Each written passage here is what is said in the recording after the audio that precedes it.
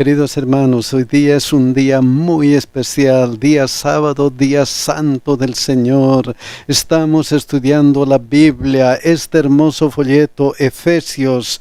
Y mis hermanos, no se olviden de compartir, de predicar. Hay que predicar a la mayor cantidad de personas posible. Hay que predicar y tampoco se olviden que si desean una copia de esta presentación, vayan al internet.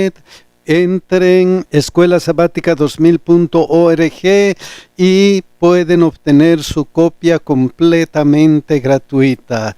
Mis hermanos, hoy día vamos a estudiar cómo nos rescata Dios. Vamos a estudiar y vamos a orar, mis hermanos. Santo Dios, Santo Dios, Santo Dios, gracias te damos porque nos has rescatado.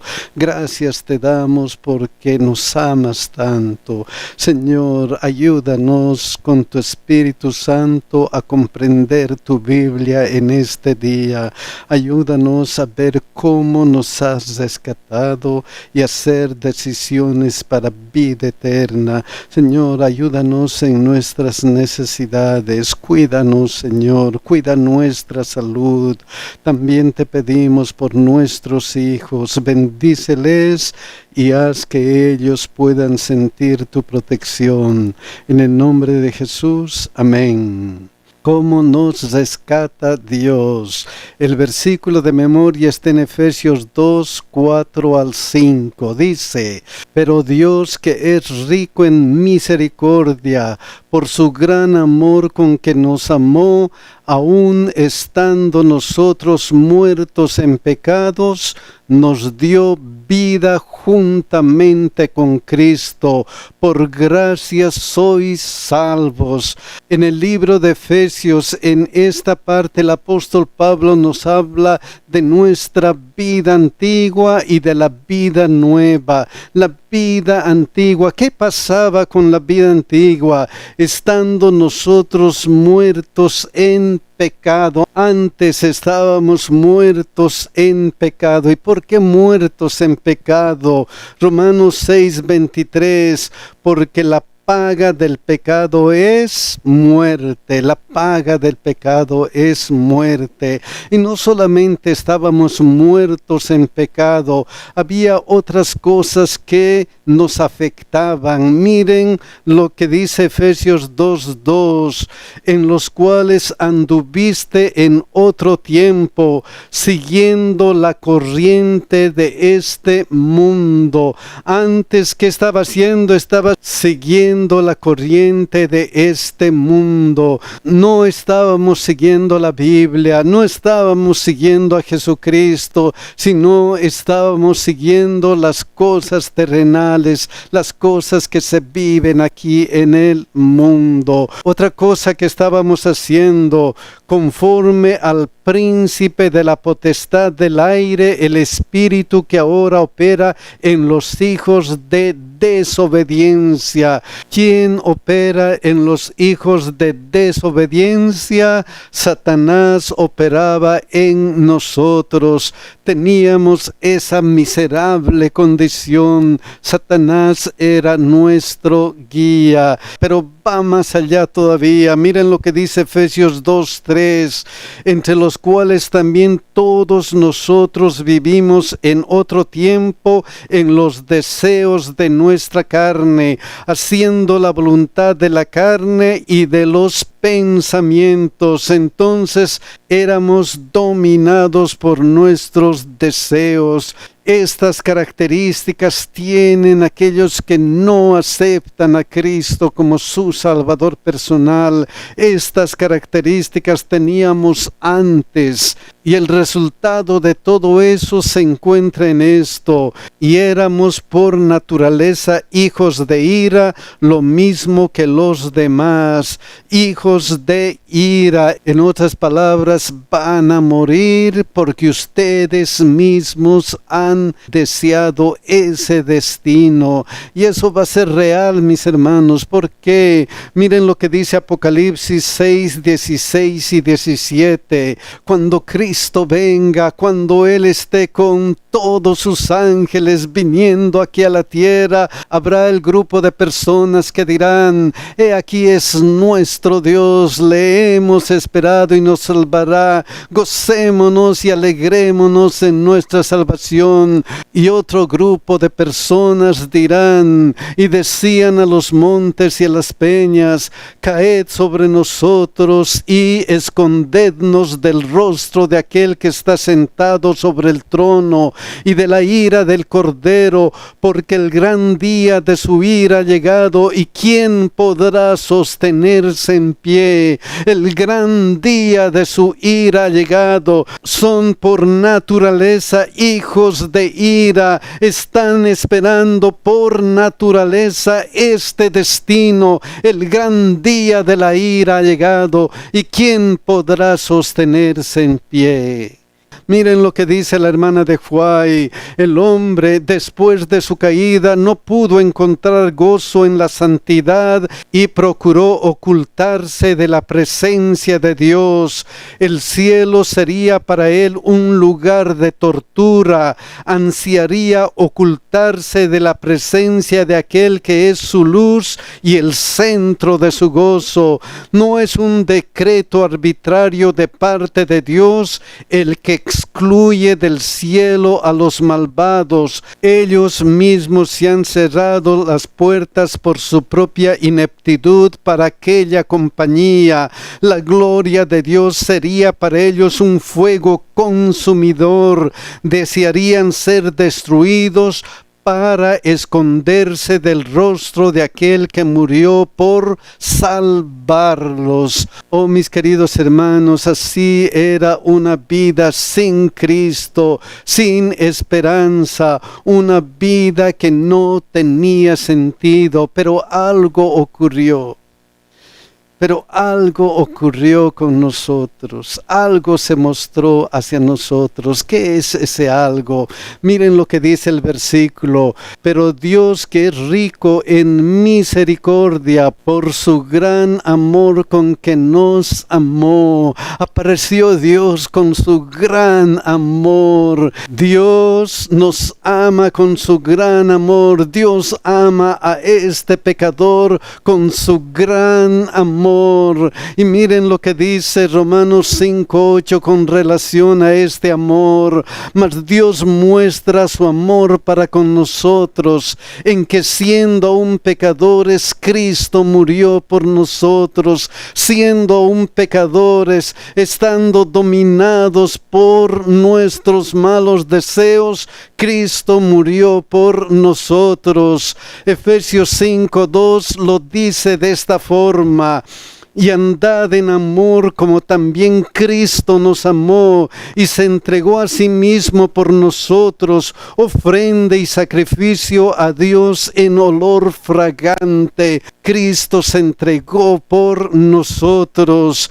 Miren lo que dice 1 Juan 4, 9 y 10. En esto se mostró el amor de Dios para con nosotros, en que Dios envió a su Hijo unigénito al mundo para que vivamos por Él. En esto consiste el amor, no en que nosotros hayamos amado a Dios, sino en que Él nos amó a nosotros y envió a su Hijo en propiciación por nuestros pecados. Dios nos ama con su gran amor, y aunque no lo merecíamos, aunque estábamos destinados a la muerte, por gracia sois salvos. Somos salvos solamente por la gracia de Dios. Nosotros no merecemos nada. Dios ha hecho todo lo posible para salvarnos solamente por gracia y nada más que por gracia. y cómo Dios ha hecho todo lo posible para salvarnos. Aquí está, Cristo murió por nosotros, se entregó a sí mismo por nosotros y envió a su Hijo en propiciación por nuestros pecados. Eso significaba que para nosotros, ¿qué era eso para nosotros? El versículo dice, nos dio vida juntamente con Cristo. Por gracia y nada más por gracia, Dios nos dio vida juntamente con Cristo. Estábamos muertos en pecado, pero Dios nos dio vida juntamente con Cristo. Y no solamente eso, hay más cosas que Dios hizo por nosotros. Miren lo que dice Efesios 2, 6 y 7. Y juntamente con Él nos resucitó y asimismo nos hizo sentar en los lugares celestiales con Cristo Jesús. Porque es importante que Él nos resucitó. Estábamos muertos en pecado, ahora estamos vivos en Cristo, hemos resucitado. Y si hemos resucitado, ¿qué es lo que debemos hacer? Miren lo que dice Colosenses 3, 1 al 3. Si pues habéis resucitado con Cristo, buscad las cosas de arriba, donde está Cristo sentado a la diestra de Dios. Poned la mira en las cosas de arriba, no en las de la tierra, porque habéis muerto y vuestra vida está escondida con Cristo en Dios. Vuestra vida está escondida en Cristo. Si antes Satanás operaba en nosotros, ahora ¿qué sucede? Cristo opera en nosotros. Nuestra vida está escondida con Cristo en Dios. Por eso el apóstol Pablo pudo decir, todo lo puedo en Cristo que me fortalece. Él también dijo, ya no vivo yo, mas Cristo vive en mí. Cristo opera en nosotros. ¡Qué cambio, mis hermanos! ¡Qué cambio hizo en nosotros Dios! Pero no llegó ahí nomás su cambio. Hay más. Miren lo que dice Efesios 1, 19 y 21. Y cuál la supereminente grandeza de su poder para con nosotros los que creemos, según la operación del poder de su fuerza, la cual operó en Cristo, resucitándole de los muertos y sentándole a su diestra en los lugares celestiales, sobre todo principado y autoridad y poder y señorío, y sobre todo nombre que se nombra no solo en este siglo, sino también en el venidero.